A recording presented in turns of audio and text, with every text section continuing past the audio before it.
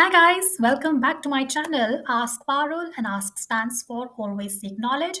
And in this channel I focus on sharing my knowledge on getting professional growth, helping people gain financial security and personal development to help and inspire people to live a well-rounded, balanced and successful life. So if any of these three topics resonate with you, then do subscribe to my channel, look into the playlist of my channel for other useful videos. I've linked the three playlists in my description link so that you can go and check that out. Welcome back to the investment series. We will continue to talk about investment. I hope you have looked at episode number one, where I've talked about what is investing. We also looked at two kind of investments. In particularly, we spoke about stocks. We looked at a few examples. We also looked at bonds. And in this episode, which is episode number two, we will compare stock versus bonds. We'll see what are the pros and cons of each one of them, which one you should be doing as an investment strategy. So let's dive in. And before I get started, like I always say, that if you do like my content, then please do give it a thumbs up. Please subscribe to my channel if you are new to it. Do share it with other people as well who you feel can benefit from this analysis. So let's dive in. While comparing these two instruments, which is your stocks and bond, you have to first keep in mind that both these investments seek to grow your money, right? Because it's an investment and most likely it will grow with time, but the way they do it and the returns that they have to offer are a bit different. So the process is slightly different, and we'll take a look at four different parameters when we compare stock with bonds. So let's start with parameter number one, which is equity versus debt. Now, when you hear about equity and debt markets, that's typically being referred to as stocks and bonds, respectively. Equity is the most popular liquid financial asset, an investment that can easily be converted into cash. Corporations often issue equity to raise cash to expand the operations, and in return, the investors are given the opportunity to benefit from the future growth and success of the company. So whenever we are buying a stock, you are actually buying an equity in that company, right? And on the other hand, when you are buying bonds, it means that you are issuing a debt that must be repaid with interest. You don't have any ownership or stake or an equity in the company like the stocks, but you will enter into the agreement that the company or the government must pay you fixed interest over time on that bond, as well as the principal amount that you have given should be given to you should be given back to you at the end of the bond period. So that's the fundamental difference number one, which is equity versus debt. When you are purchasing stock, you are actually purchasing equity, and then when you are buying bonds, you are actually issuing debt to a corporation or to the government, depending on what kind of bond you are buying. So, parameter number two is capital gains versus fixed income. Now, stocks and bonds generate cash in different ways too. To make money from stocks, you will need to sell the company's share at a higher price than the price at which you have bought them for to generate a profit, and that profit is generally called as a capital gain. And the capital gains can be used as an income that you can actually take it out, or you can reinvest, but that will be taxed as either a long term or a short term, depending on if you have taken it out. Usually if it's less than 1 year, it's called as short-term capital gains. If it's more than 1 year, it's called long-term capital gains, but that totally depends on the country of residence. So do check that out in your country of residence, how a long-term and the short-term capital gains is defined. But whenever you take that out, it's basically termed as a capital gain or the profit that you have generated. Bonds, on the other hand, they generate cash through regular interest payments, and the distribution frequency can vary, but it can be either quarterly, monthly, or at maturity.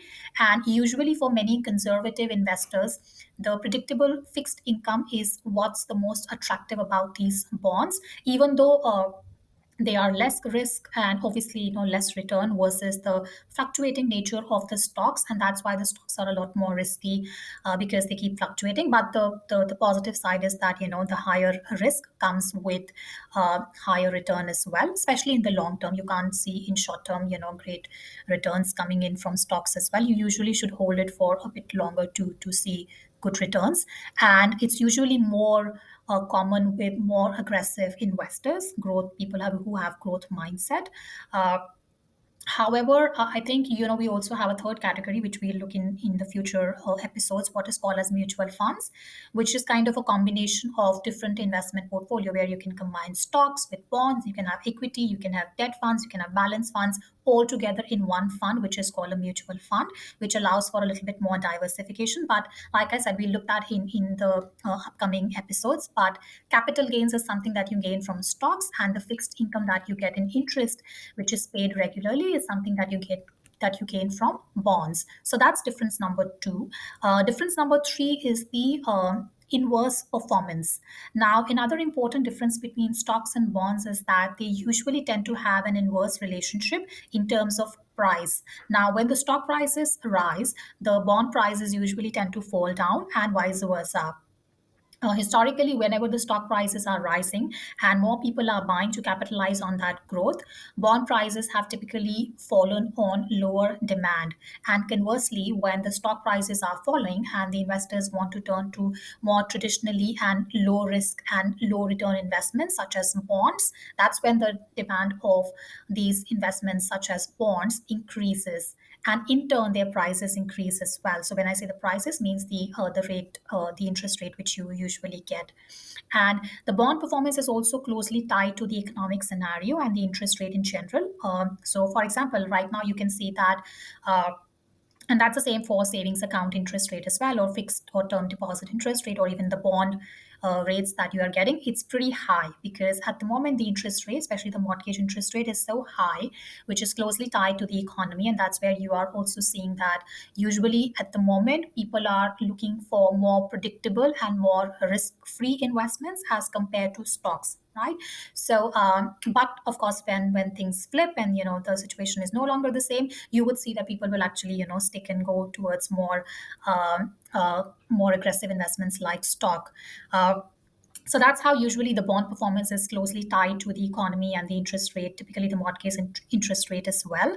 And so for example, if you buy a bond with, let's say, 2% yield, it could become more valuable if the interest rate, or let's say the overall economic interest rate, the mortgage interest rate drop, because the newly issued bonds would have a lower yield than yours. And on the other hand, if the higher interest rate, let's say if the interest rate go up, it could mean that the newly issued bonds would have a higher yield. And that's why you would see that their demand would fluctuate according to the economic scenarios as well. And like I was saying, that currently that's what I've seen, especially in Australia, and I'm pretty sure it's a global phenomenon right now, that because the mortgage rates are so high, that's where a lot of these fixed or more safer in investing has actually gone up versus the stocks. But of course, people have different.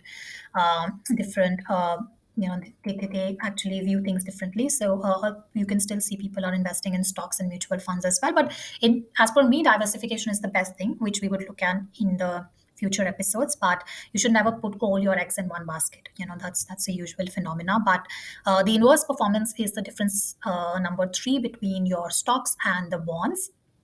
And the fourth difference is how the taxes are calculated. Now, since stocks and bonds generally generate cash differently, they are also taxed differently. Bond payments from the interest rate that you gain from the bond payments are usually subject to income tax, depending on the income tax bracket that you fall under, while the profit that you generate from selling the stocks are subject to capital gains tax. So we looked at four differences between your stocks and the bonds. Number one was your equity versus debt. Number two is your capital growth versus your fixed income. Number three is the inverse performance. Always remember that stock and bonds have inverse relationship in terms of the price. And number four is how the taxation is calculated. So that brings us to a very interesting question that I'm sure you must be wondering, that should I buy stocks or bonds? Now, when it comes to stock versus bonds, I feel that one is not better than the other. They serve different roles, and many investors could actually benefit from a mix of both of them in their portfolio. Stocks generally come with high risk and high return, so you can generate good return. But to mitigate the risk, you can also have bonds as well, which can kind of give you that predictable fixed income over a period of time.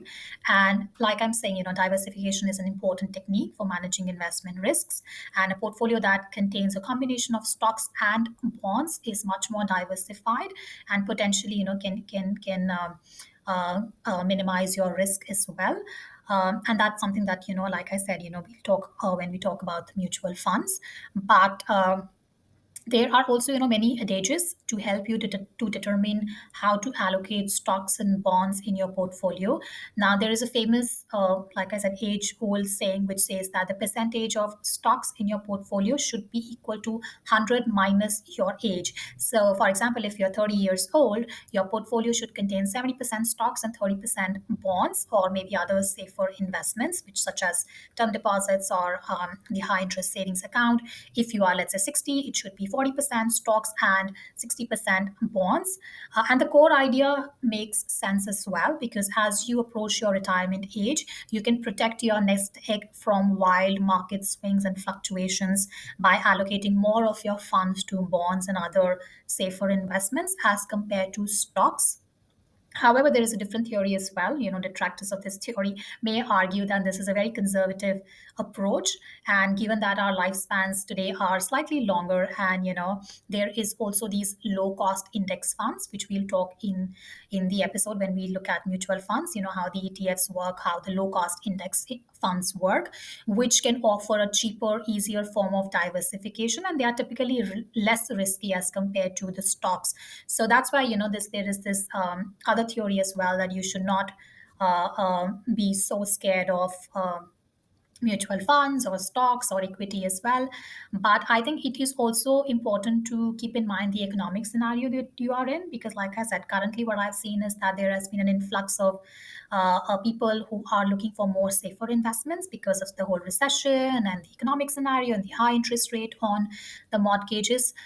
So eventually you should look at a balanced approach, is what I would recommend. And I think for most investors, the stock versus bond allocation typically comes down to risk tolerance. How much volatility are you comfortable with in the short term in exchange for a stronger long term gains?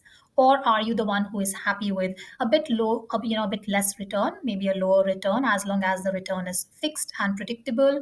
In that case, having a portfolio which is more skewed towards secured investments such as bonds is much more helpful for you. So I hope this video was helpful. We looked at and we compared four different parameters, again, for the stock and for the bonds, and um, we also had taken a look at which investment strategy works the best for you. So this is episode number 2. We'll conclude episode number 2 here.